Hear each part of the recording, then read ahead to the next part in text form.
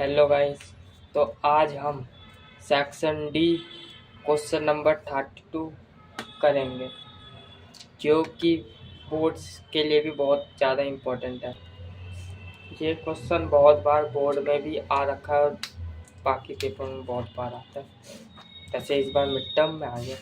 ये mid term का paper है, वो इवनिंग स्कूल का, तो उसमें भी आया, वो भी सीधे 5 नंबर में। और ये हर साल आता है, हमेशा ही आता है। तो हम इसका सल्यूशन करेंगे। तो जिसमें हमें बोल रहा है कि find the product of matrices. इन दोनों मैट्रिक्स का प्रोडक्ट करके हमें इस इक्वेशन को सॉल्व करनी है, यानी कि एक्स वाई जेड निकालना है। तो हम इन क्वेश्चनों में सबसे पहले जो ये दो प्रोडक्ट है उन्हें लेट करेंगे। जैसे लेट ए, इस वाले प्रोडक्ट को हम ए लेट कर लेते हैं,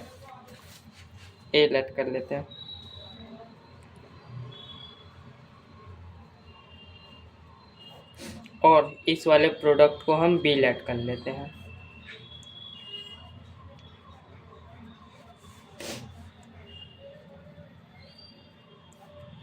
ओके। अब हमने पढ़ा था कि मैट्रिक्स मेथड में ए क्रॉस इक्वल टू बी के होता है, यानी कि एक्स इक्वल होता है ए इनवर्स बी के। बट हमने ए को अलग लेट कर लिया, बी को। अब हमें सी जो कि होता है ये बी, यानी कि हमारा ये होता है। तो अब हम सी लेट कर लेते हैं। 15, 5 और 12, ठीक है। और ये एक्स वाई जेड, ये जो हमारा एक्स की वैल्यू चाहिए, तो इसे हम एक्स वाई जेड, ये हमारा यहीं से है, ये वैल्यू भी यहीं से आई है। ओके।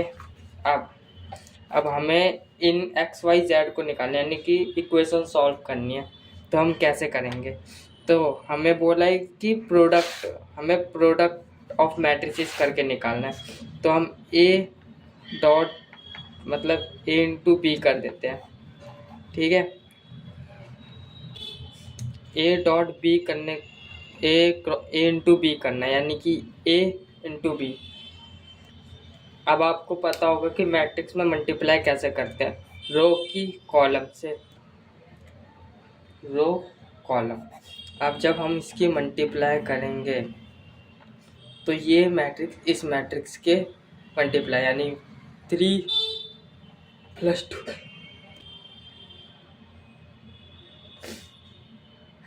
3 + 2 -4।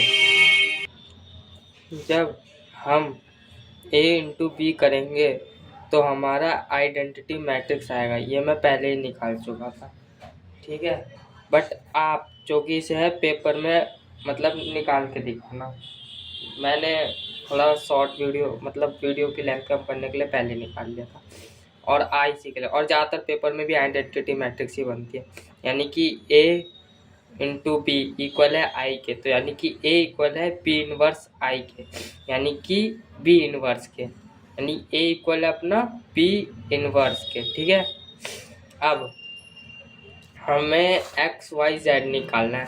तो हमें पता है मैट्रिक्स मेथड में हम ये करते थे कि जैसे कि एक्स वाई जेड निकालना है, यानी कि बी क्रॉस इक्वल होगा सी के, क्योंकि इक्वेशन के हिसाब से ये 3 2 6 है, ये हमारे बी में आ रही है, बी में, ठीक है। इक्वेशन के हिसाब से हमारी ये वैल्यू है 3 2 6 3 2 6 1 1 2, ये जो कोफिशिएंट है वो बी में आ रहा है, यानी कि बी क्रॉस सी होगा। और तो हमारा बी क्रॉस सी है वो इक्वल है सी के, यानी कि इस वाली वैल्यू के। अब हमें x equal to B inverse C, और हमें पता है बी इनवर्स ए के इक्वल है। तो हमें x की वैल्यू निकालने के लिए ये करना, तो x equal to B inverse equal है ए के। और हमें पता है कि ए ये रहा हमारा, जो कि बहुत मतलब क्वेश्चन में ही गिवन था, ठीक है।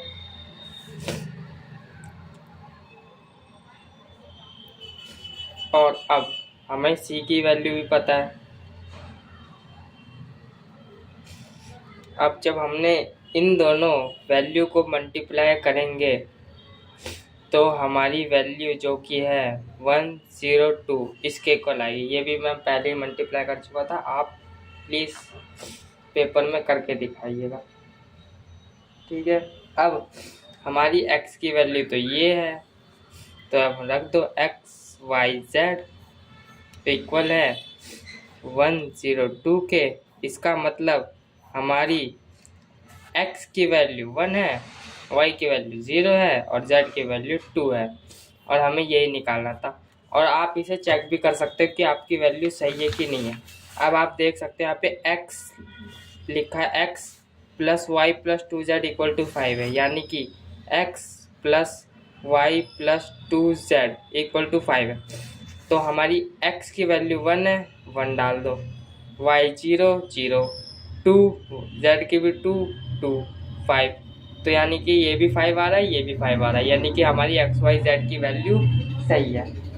थैंक यू, आप सबका थैंक यू जो आपने यहाँ तक वीडियो देखी। Please like and subscribe for more videos.